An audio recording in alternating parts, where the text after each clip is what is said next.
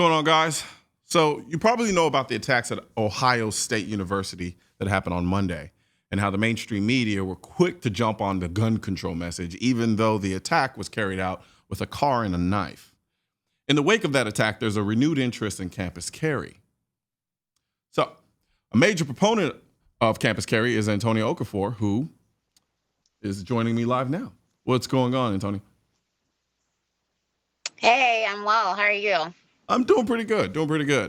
So talk to me. I mean, Good. you are the person when we start talking about campus carry. You've led the charge on that for quite some time now. What were your first thoughts when you heard about what happened in Ohio? Yeah, just, my first thoughts were, I'm glad that I'm in Texas, to be honest. That I have that right and ability to be able to protect myself if I were in that situation. I mean, clearly, it's definitely a case for campus carry. I don't Uh-huh. think you can see any type of case better than this one. Gotcha. And there's a one of the representatives by the name of Ron Mag. He's proposing, basically they're considering allowing students on the campus to carry concealed. And I think right now, as the law stands, technically speaking, Ohio does have campus carry, but they defer to the actual universities to determine whether or not they allow it, which makes no sense to me whatsoever.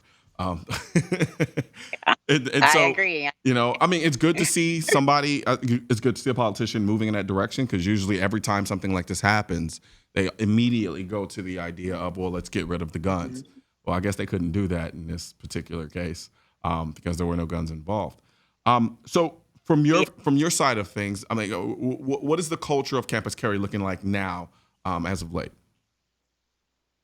Yeah, well, since particularly with Texas, a lot of people started paying attention nationally to campus carry, and to me, it's a good thing because Texas wasn't the first one to pass it, and Yeah. so just like you said, in Ohio, they've had it, but they deferred it to schools that technically are always going to go in the direction of not opting in for it, and so I think it's a good thing that we're having this conversation. I think it's a bad thing that this conversation has to come back into the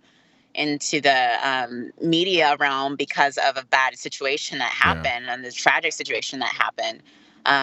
But I do hope that it's not something that by next week we're talking about something else, and we're trying to fight for these rights again, and until something bad happens again. So I just hope that we stop it now and continue trajectory that goes towards campus carry instead of the opposite direction. Absolutely. Now, from your perspective and your experience, what tends to be the biggest concern for people who are against campus carry? You know, uh, the biggest concern usually comes from professors, Hmm. or at least they're the loudest ones, right? Professors who say, well, this is going to impact my First Amendment, my right to free speech, which I find, I write a lot about free speech incidences I'm on sorry. campus. I'm sorry. Um, I'm sorry. The only reason I'm laughing is because I just find it incredibly ironic. It's like, this is going to impede on my First Amendment right, so therefore I want to restrict exactly. somebody else's Second Amendment right. I don't. That's just it's a circular argument that really makes no sense to me. But go ahead. I'm sorry. Exactly. No, I'm constantly laughing every time that happens too. Okay, I promise you. Okay. Yes, exactly. And they would use that. They use that in court. A federal judge said no, you can't use that, and thankfully stopped that before they try to stop campus carry in Texas. But that's what they're trying to do, and they're continuing to push that narrative that your free speech, my free speech, is going to be restricted if someone else's Second Amendment right is propped up on Th- campus, This is because how here we are, kids, we this can't take care of ourselves. this is how moronic that argument is. If we flip it, right? So their argument is me carrying a gun doesn't allow them to exercise their free speech. Hmm. I could make the argument that their free speech is in many ways preventing me from exercising my Second Amendment, because you're advocating against my Second Amendment with your free speech. Even me saying that, I just sound like I feel like I sound like a moron because it's a very moronic notion. But I feel like I graduated in undergrad like in 2006 or something like that. But 2006? Oh wow, I was like, I can't remember. But no, it wasn't 2006. God, I think that was high school. Um, and a lot of the environment that I encountered in while being on campus at the university, there was a big push for the First Amendment. I took courses where you were encouraged to speak your mind freely.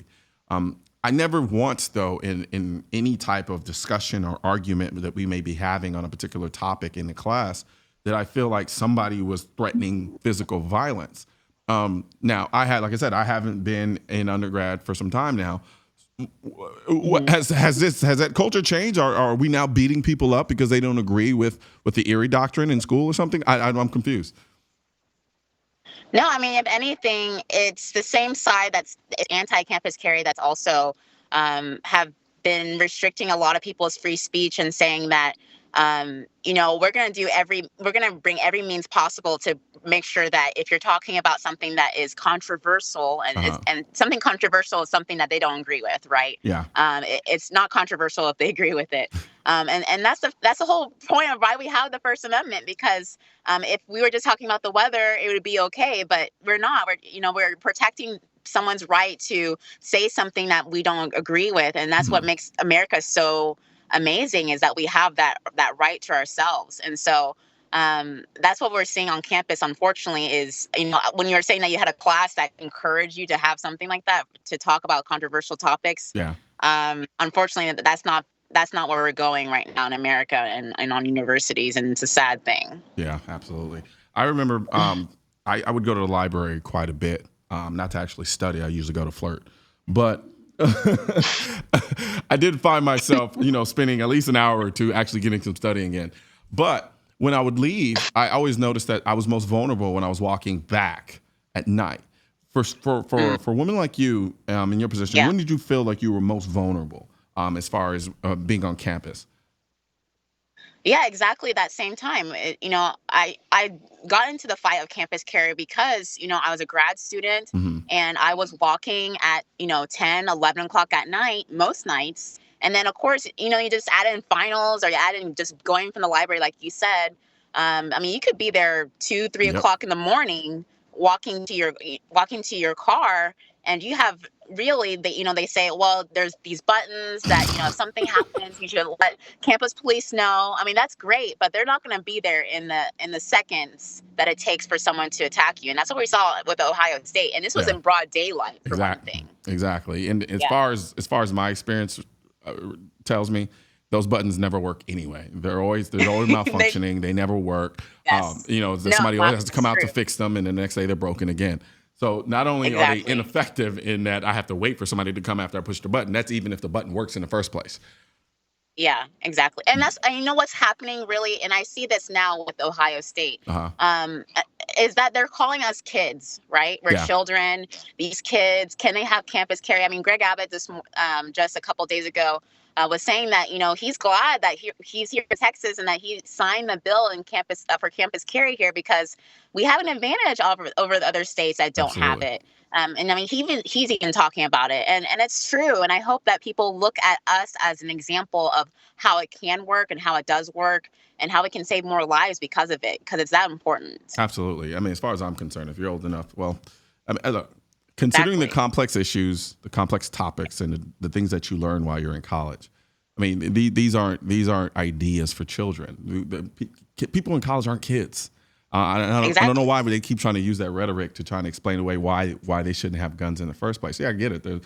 Some schools have a lot of drinking. I mean, I'm a grown man now and I drink. So I'm trying to understand why all of a sudden there's this idea of a microcosm that forces you all kids to be like Peter Pan and never want to grow up, when in reality we are talking about adults. These are the same people that actually have concealed carry permits, and when they step out of this microcosm that we call a university, they are allowed to carry a gun. But for some reason, some magical thing happens when they step on campus, and all of a sudden they're irresponsible. We're seeing, and that when you're saying that, it kind of makes sense in the fact that we think that we can coddle children, we can coddle students, sorry, on campus, Uh-huh. and say that, you're in the safe space, right? The microaggression, the safe space that we're Yeah. hearing about. It's becoming where, people think they can go into this line or cross this line and say, oh, I'm okay and I'm safe. Well, that's not the real world. And Yep.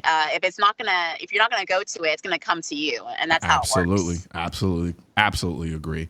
Well, I want to thank you very much for joining me as always, and I hope you join us again sometime soon. And you stay safe out there.